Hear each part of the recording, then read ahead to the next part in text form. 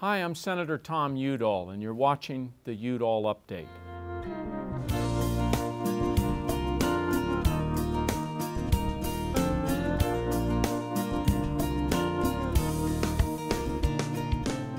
Thank you for joining me for the Udall Update, where you get an inside look at what's happening in our nation's capital and how it impacts life in New Mexico. In this very special episode, we're honoring the service of the brave men and women in our armed forces. After a decade at war, a generation of New Mexicans have served and are returning home. When our vets come home, I believe we have a duty to give them the tools they need to succeed, just as our military prepared them to succeed on the field of battle. Let's take a look at some of the resources and types of assistance that are available for veterans in New Mexico.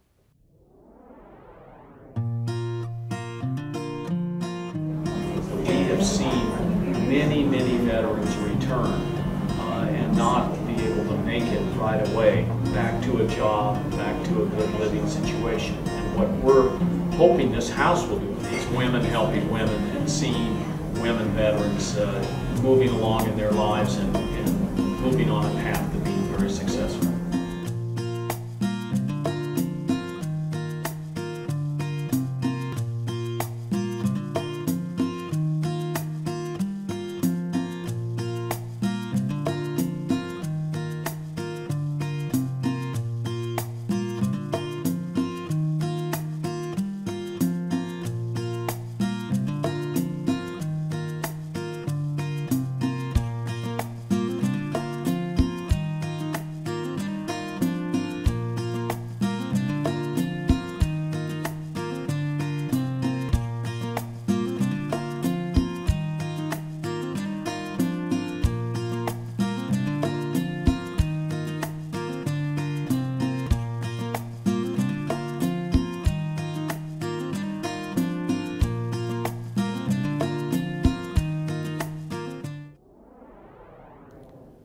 We all share a debt of gratitude to our veterans, and we owe it to them to make sure they can succeed here at home.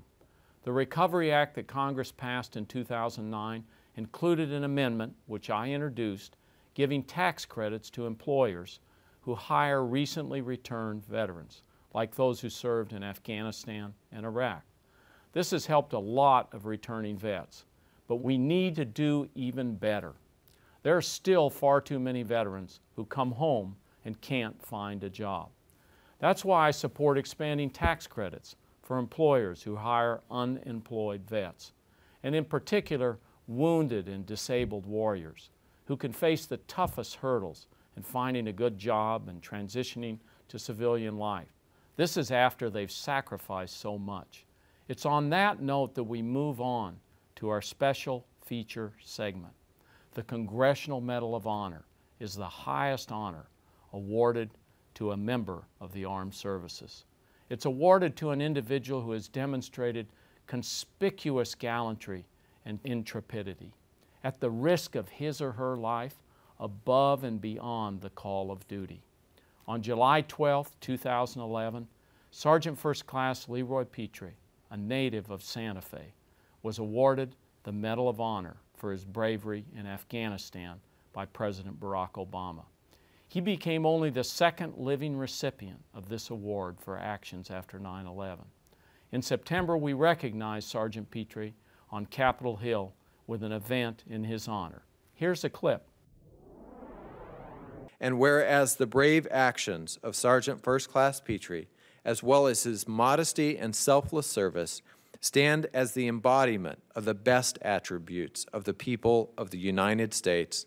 Now, therefore, be it resolved by the House of Representatives, the Senate concurring, that Congress honors the service and sacrifice of Sergeant First Class Leroy Arthur Petry to the United States Army and his family, and encourages the people of the United States to recognize the valor, heroism, and dedication to the United States exhibited by Sergeant First Class Petry. Ben Ray Lujan, Martin Heinrich, Steve Pierce, Tom Udall, and Jeff Bingaman. Sergeant Petry's father would tell him not to be a hero, but to simply do his job and come home safely. He did return home safely, And he did so because of his own heroism. He also was able to bring 2 of his Army Ranger brothers back with him because of that heroism. During one of his 8, yes, and I would underline that, 8 deployments overseas, Sergeant First Class Petry displayed the most rare and unimaginable courage. We've seen the reenactments, as Senator Bingaman said. We were at the White House when we heard the account from the Commander-in-Chief himself. Still, it's difficult to comprehend the love this man possesses for his country.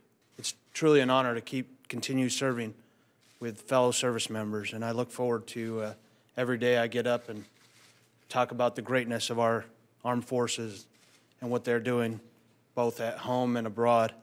So I thank you very much, and thank you again for having me today. And I'm almost in awe. I keep getting bestowed with such honors, and I have nothing to give back but what I can in my job with the military and what I can do in my communities. So anything I can do I'm humbled to do it. What an honor it was to be part of that. And today that honor continues, as I'm proud to welcome Sergeant First Class Petry to the Udall Update. Sergeant Petry, it's really an honor to have you here on the Udall Update. New Mexicans in particular will be interested in this. You were born in New Mexico. Yes, sir. And you're very proud of that, right? Yes. What can you tell us about growing up in New Mexico, and what are your memories? My brothers, my cousins, I had a lot of family there, so we hung out quite a bit and went to the Boys and Girls Club as a young adult. Both parents working long hours throughout the day, so after school we'd go to the Boys and Girls Club, and then we'd go hang out downtown in Santa Fe at the plaza, just riding bikes or playing sports at Fort Marcy Complex there, and just staying active and running around having fun. I started off high school doing great. A lot of pressure because I had 2 older brothers in the grade ahead of me, and there was a lot of influence at that time. I was getting into some trouble, fighting with other kids at the high school and having my mom come to the office. My grades were getting low. I was ditching school. I wasn't really concentrating on my education. And then that happened at one high school. Second high school, I thought it'd be a little bit different, and I realized it was all not outside influence. It was more of my judgments and my calls, what I was choosing to do. And so finally I transferred to St. Catherine's, where my father was coaching the girls basketball team. Okay. My brother had gone to school and graduated there. He had moved over from Santa Fe High, and while there it was kind of my choice. I had asked my father if I could do that, just because of the fact that I had realized my grades were dropping so low, and that I knew my choices in life were to join the military. And I said, well, with the way things are going right now, they're not even going to accept me if I don't get things squared away. So I went to St. Catherine's, and I improved my grades throughout the 2 years I was there. Made the Student of the Month the last month of the high school, and honor roll. So it was, the counselor there had put me in for the Bootstrap Award. I was volunteering at St. Vincent's Hospital and numerous community services around town, Habitat for Humanity. And I realized that the Bootstrap, back in the old times, well, the military used to have straps on their boots that they would pull to get their boots onto their feet. And so it was kind of like you're pulling yourself up like that. And I knew where I had to go in life, and that I needed to change myself, because nobody was going to change me. It was all based on my decisions. And in a way, there's kind of a lesson for young people, I think, that if you're in a situation where you're headed down a path that you don't like and you're getting in trouble or something, that it's your personal choice to be able to turn yourself around. You chose to be a ranger, right? Yes. From the very beginning. In your recruitment, you went in, you said, I want to be a ranger. Yes, sir. I went in there, and they said they didn't have any ranger contracts. That's when I was going to leave and go to the Air Force, and he's like, hold on. And then he got on the phone, and I could see him back in the back of the office whispering, and he hangs up the phone. He's like, well, I had to call the Pentagon, but they got you a slot, and which I knew they had it, but they wanted to fill me in different roles, and one of them was a petroleum specialist, and I was like, I knew what that was. I was like, that's almost like a gas pump attendant. Not going to do that. I wanted to join the best, so I wanted to have that Ranger contract, and if that meant waiting until one was available, I would have done so. Maybe a lot of people that aren't in the military don't, and this is something they may not realize, is how much it is teamwork and how you're trained to work as a team and you rely on each other and you're brothers. I mean, the remarkable thing to me is when I've been to Afghanistan or been to Iraq or visiting the military hospitals is how much soldiers want to be back with their team. And when they're even seriously wounded, you know, the main thing they talk about is being part of a team. So that's something that's pretty special, I imagine. Yes. Working with a lot of the severely wounded or just wounded in fact, I mean, I've seen so many of them recovery that I thought was going to take them a lot longer. Their drive, they just recover fast, and their main concern is getting back over with their team, and it's inspirational. And that's the work you're doing right now. We're jumping a little bit ahead, so I'm gonna cover that part. But I know that you're now working with the wounded warriors. One of the shocking things to me is how many deployments you've had. You had 2 to Iraq and 6 to Afghanistan. And so if you totaled up all that time, how much would that be of where you're actually deployed out there? They sound like a lot of deployments. It's about, I want to say close to 2.5 years, but typically our deployments are a lot shorter than the year, 18 months that a lot of soldiers are doing. The Ranger deployments yes. are, yeah. But the part of our deployments, why they're so short, is because our up-tempo is so high, and you're constantly out conducting missions daily, just about, and it takes a toll on a soldier to do that much, and to ask them to do that for a 1.5 years, they just reach burnout. Yeah. So that was a big part, is the family and knowing how much they sacrificed and they dealt with during my being gone on all these deployments. But I loved every deployment. It was great to go and be a part of the team and see the improvements and the actual positive things that our military is doing. You mentioned another thing that I don't think people think of that much, but it's very much a part of military life, is that the families, Ashley and the kids, they're making a sacrifice too, and that's a tremendous sacrifice. Yes. And it's something that I think it's important that all of us know and respect in terms of the giving that military families. It's not just the person in the service. Tell us about the mission where you were injured, and the mission for which I was in the White House with you when the President gave you that Medal of Honor that you wear with such pride. Tell us what happened and what went on there. It was I had been up. I usually go in and see which triggers are coming up on the meter and what we're looking at for operations. So I usually got up earlier, whatnot, went to the headquarters. And we're in Afghanistan. Yes, yeah, sir, in Afghanistan. And that morning I was up and there was an alert to go after a high-value target. And normally we don't operate during daylight, but because of the necessity to go get this high-value target, we launched a mission. As soon as we touched down in our helicopters, we were taking fire, enemy fire, and we fought through that fire, and we were clearing into a compound. As we got into the compound, the lead ranger started to clear one of the buildings.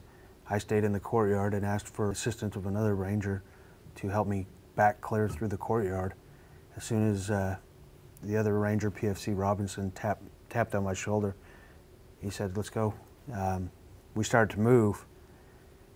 When we were moving, I caught him out of my peripheral vision. There was 2 enemy soldiers with AK-47s shooting from their hip at a high rate of fire, and I got shot in my left thigh, which I thought at the time was just, hey, the bullet lodged in there, and I was able to continue running. I got behind a small building, which we later called a chicken coop. I don't think there's really chickens in there, it's just because of the size of the building, they called it a chicken coop. PFC Robinson was shot right below his left rib cage, and he's the one that was assisting you? Yes, yeah, he was right behind me, one of our junior rangers, and he followed me behind cover. And at that point, I started assessing what we had. We were still taking high volumes of fire around the building. I said, hey, start doing self-assessment. Tell me what's wrong with you, because he was still conscious and coherent, and I didn't know the extent of his, if he had any injuries at all. So I checked myself, and I prepped a grenade, a thermal barrack grenade. I threw it over the building toward the enemy, and right as that went off, Sergeant Higgins had run, which is another ranger that was with us, had run to assist us. And I was calling up on the radio the whole time, letting my command know, situational awareness. Hey, we're in contact, we need support, got 2 injured. And that's when the next thing I know is we hear a loud blast that throws Sergeant Higgins and PFC Robinson to the ground. And they jump up right away, and they're in shock a little bit, and they say, what was that? And I said, hey, they're throwing hand grenades. We're still receiving fire at this point. I said, keep pulling security on that corner. My biggest fear was that they were going to converge around the corners and just finish us off. At this point, I had sat down because my leg was hurting, and I was pulling security to my left with my rifle. And the next thing I know, I'm turning around to check to my right on my younger rangers, and sitting right there in the middle of all of us was a hand grenade that obviously wasn't one of ours.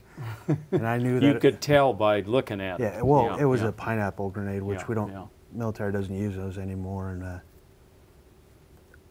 I realized it as a threat to my junior rangers and myself.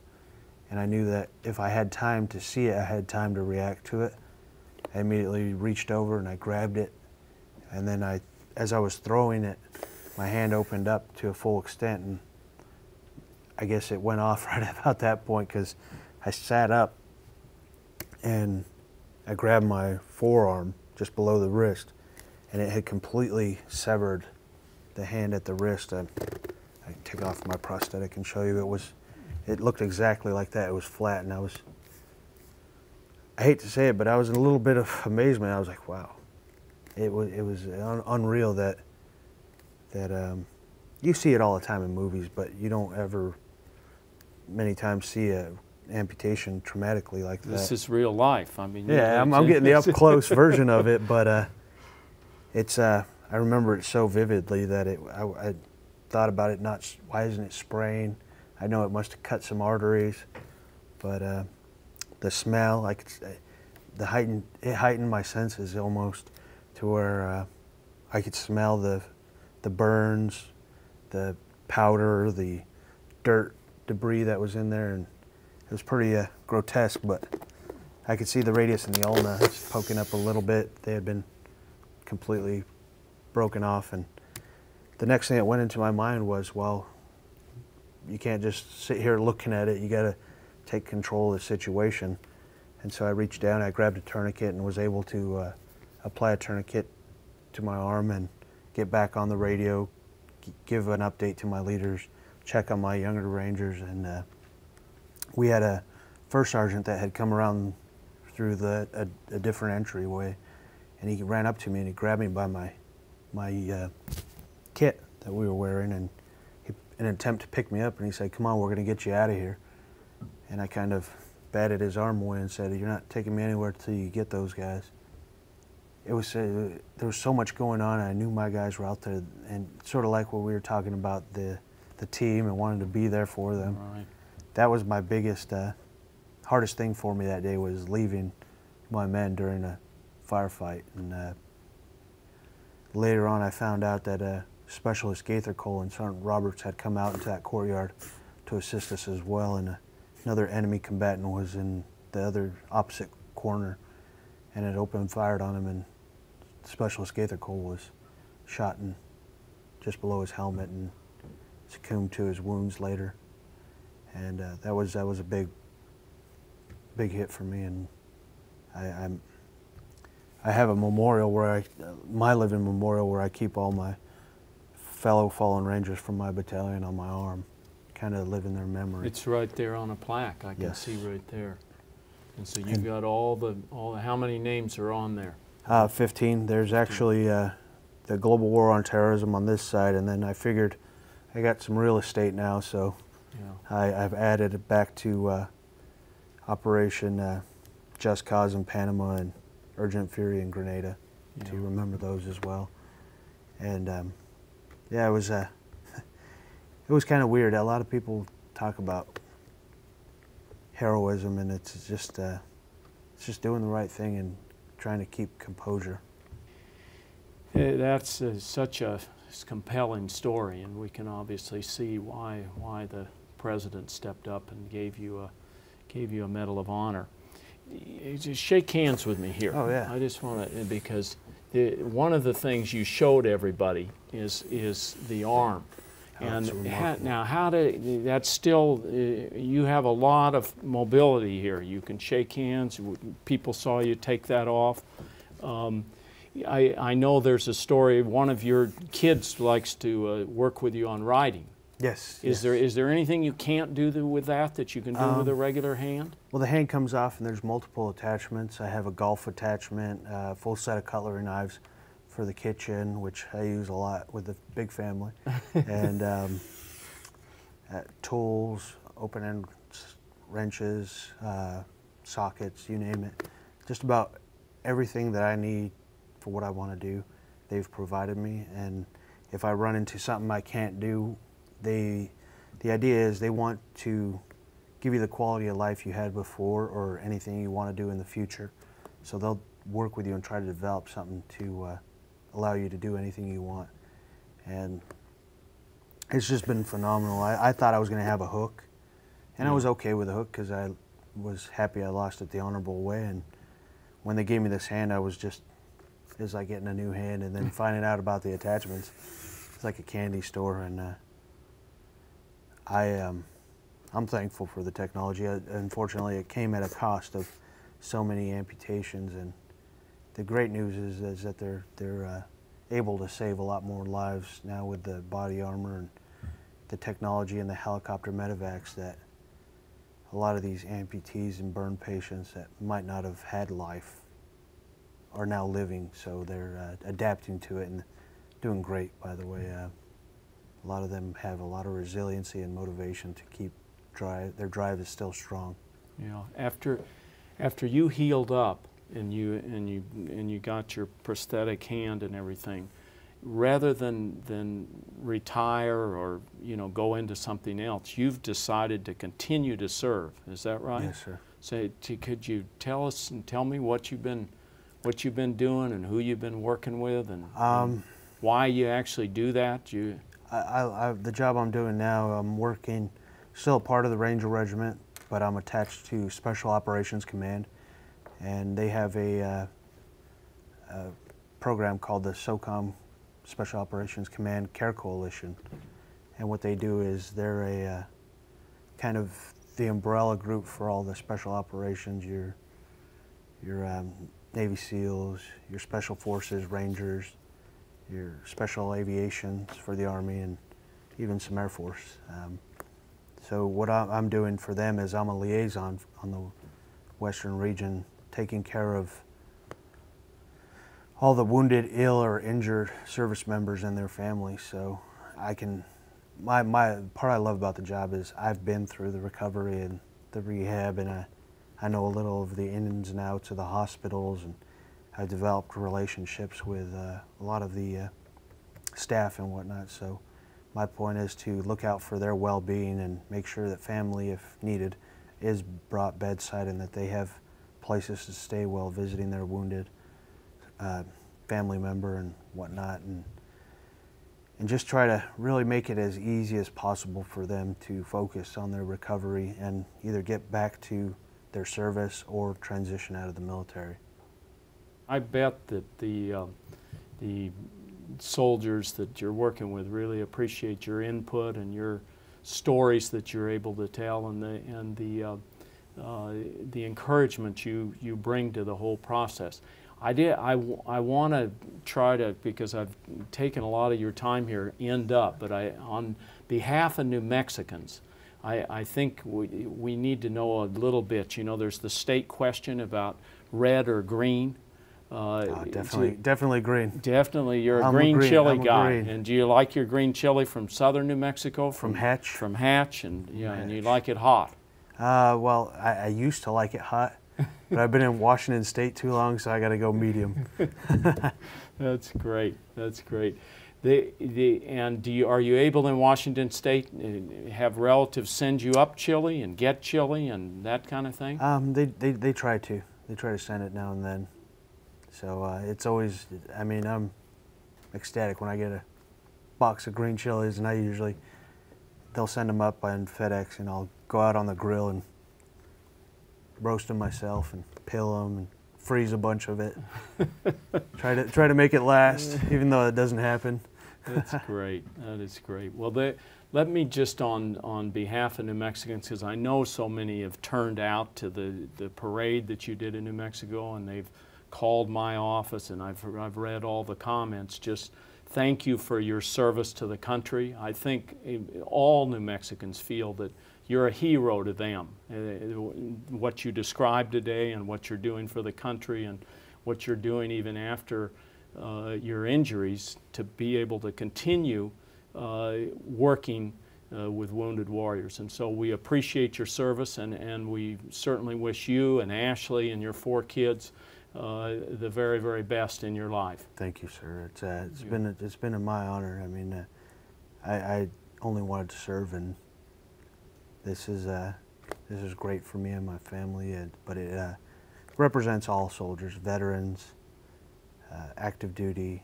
So I never make it a point to not thank my veterans. I wake up every morning and thank the troops on the ground. Those who are out there still fighting for us. So it's my honor to be serving alongside with such fine Americans in the service.